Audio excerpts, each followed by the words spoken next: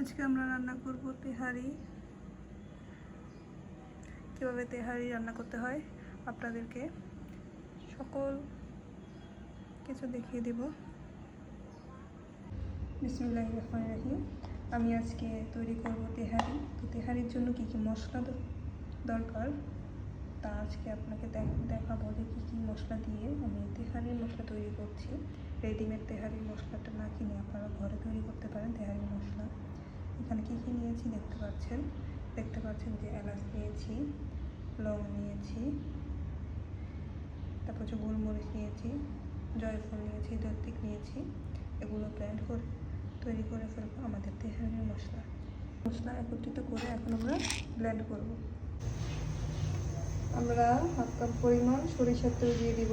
আপনারা চাইলে সয়াবিন তেলও দিতে পারেন। আমরা আজকে সরিষার তেল দিয়ে তেহারি রান্না করব। তার মধ্যে দিয়ে দিব তেজপাতা,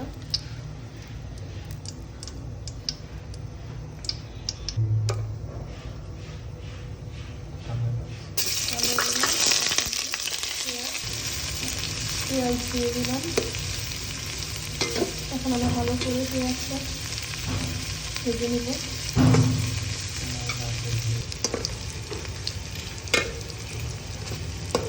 পেঁয়াজটা এরকমভাবে চেক করতে হবে যেন একবারে বাদামিও না হয়, আবার একবারে কাঁচাও না হয়।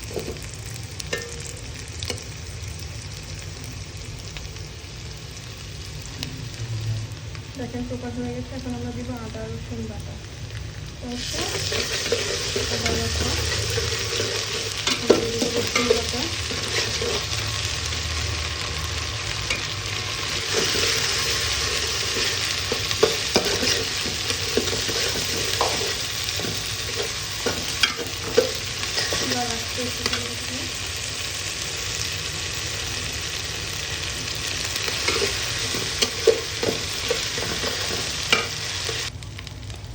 মাংসগুলো দিয়ে দিব।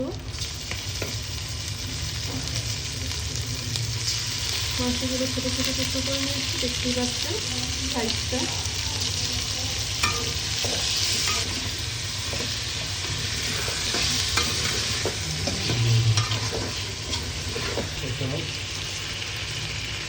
এক চামচ পরিমাণে মরিচ,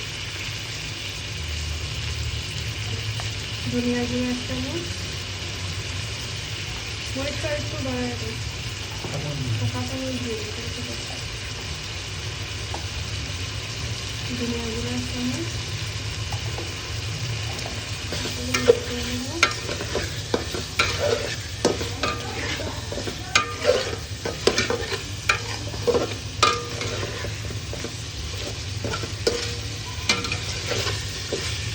স্বাদ মতো লবণ দিয়ে নেবেন।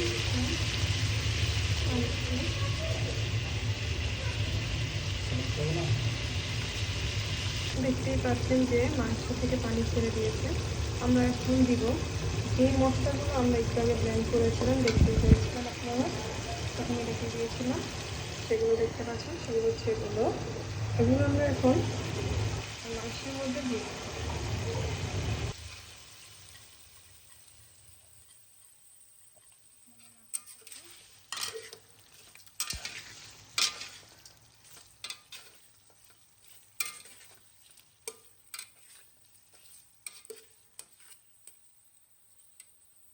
মশলাটা দেওয়ার পর আমাদের সুন্দর একটা কালার এসেছে। আমরা এটা রেখে দিব, কিন্তু ভালো পর্যন্ত আমরা দেখব ভালো করে করতে করতে দেবো।